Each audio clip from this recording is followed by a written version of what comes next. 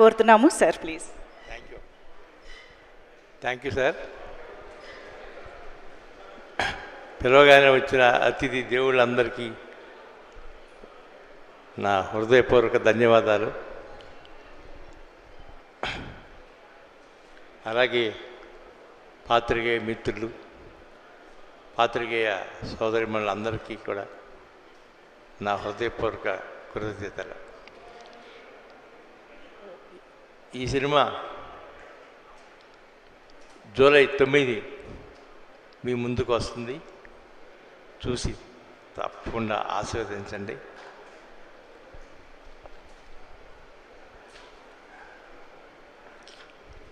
నేను ఇండస్ట్రీలోకి వచ్చి 52 ఏళ్ళయింది.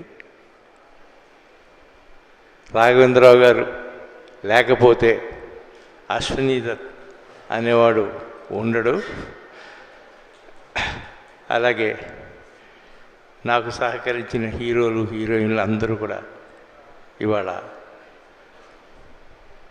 తెర వెనుక నుంచి ఆశీర్వదిస్తున్నారు. దమ్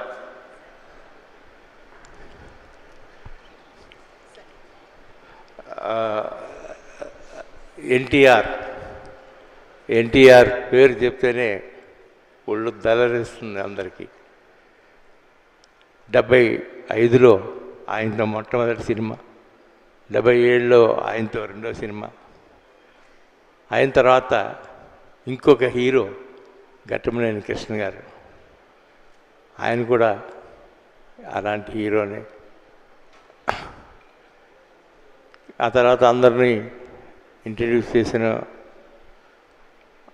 అందరికీ, మహేష్ బాబుకి దగ్గర నుంచి అల్లు అర్జున్ వరకు అందరికీ నా హృదయపూర్వక కృతజ్ఞతలు.